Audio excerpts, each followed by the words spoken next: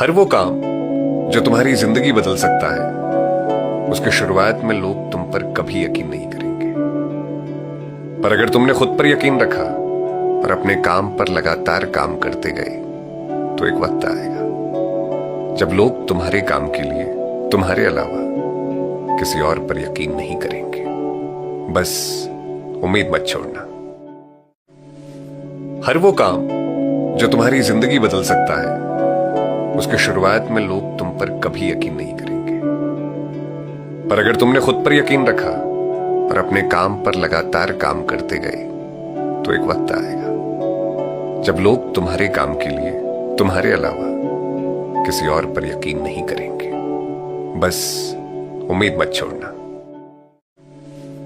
हर वो काम जो तुम्हारी जिंदगी बदल सकता है, उसके शुरुआत में लोग तुम पर कभी यकीन नहीं करेंगे।